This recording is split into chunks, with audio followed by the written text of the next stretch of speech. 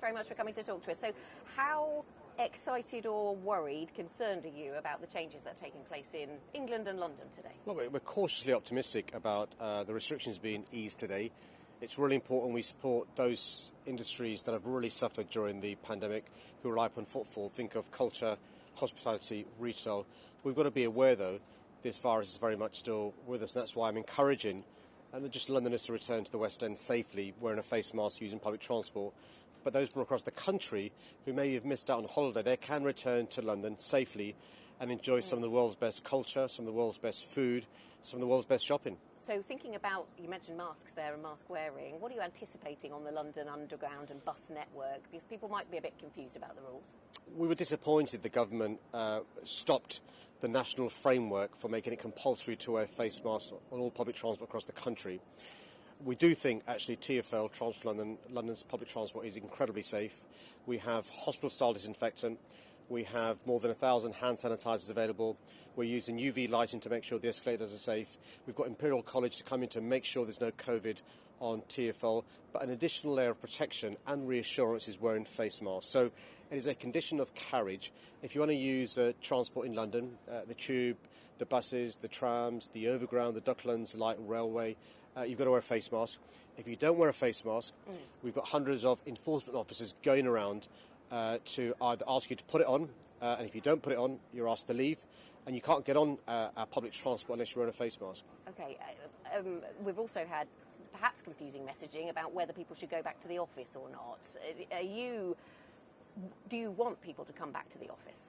Where it's safe to do so, and where the productivity improves when you're in the office, the sensible thing to do is to follow the advice from your employers. What we do know is that for many sectors, you've been able to work as productively from home, working incredibly hard.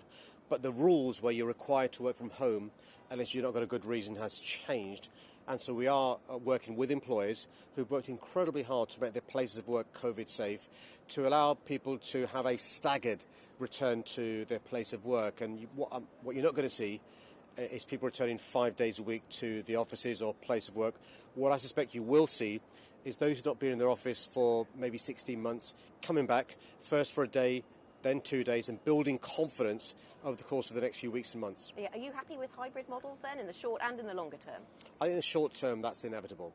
The reality is we've got summer holidays with children being off schools and colleges.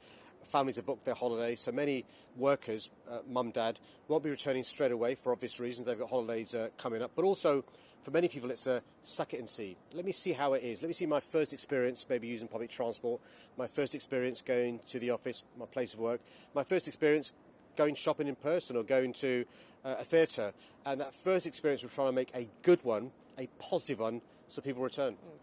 Should we be using COVID passes or something like that more widely? In France, you're going to need them to go into cafes and restaurants. They're getting political pushback, and that would probably be the case here. But should that be looked into more? I think we've got to be realistic about the burdens that adds to businesses in relation to check-in, whether somebody's done a lateral flow test, whether somebody's had both their jabs. I think the reality is for international travel, COVID passports are inevitable in relation to who's had the vaccine, how many doses, checking it.